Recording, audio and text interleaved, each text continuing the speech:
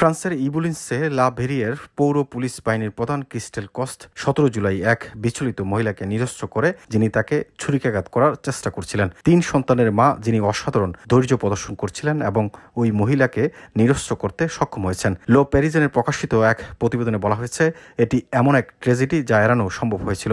লা ভেরিয়ের পৌর পুলিশ প্রধান 17 জুলাই সবচেয়ে খারাপ পরিস্থিতি থেকে বেঁচে যান, যখন একজন মহিলা তাকে 10 মিনিটেরও বেশি সময় ধরে রান্নাঘরের ছুরি দিয়ে হুমকি দিচ্ছিলেন। অফিসারটি কেবল তার ধৈর্যের জন্য বেঁচে গেছেন। দুবার আমি এখনও ছুরিটি আমার গলার কাছে যেতে দেখছি, মঙ্গলবার ক্রিস্টেল কস্ট জানিয়েছেন। সেদিন ভোরে স্টেশনের আশেপাশে একজন এলোমেলো মহিলাকে দেখা যায়, তার হাতে 20 থেকে 30 সেন্টিমিটার লম্বা একটি ছুরি ছিল। পুলিশ সিদ্ধান্ত নেয় সে কাউকে আক্রমণ করার আগেই হস্তক্ষেপ করবে। আমরা যখন ঘটনাস্থলে পৌঁছাই তখন একটি ট্রেন স্টেশনে এসে থামে। অনেক লোক ছিল এবং তার অস্ত্র থেকে মাত্র কয়েক সেন্টিমিটার দূরে লোকজন তার পাশ দিয়েই হেঁটে যাচ্ছিল।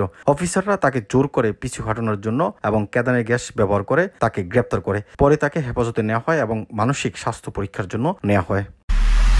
এমআইবি সংবাদ ও সংবাদ সংশ্লিষ্ট অনুষ্ঠান দেখতে ভিজিট করুন www.mibtelevision.tv ও facebook.com/mibtelevision.tv এবং সাবস্ক্রাইব করুন youtube.com/mibtelevision-এ।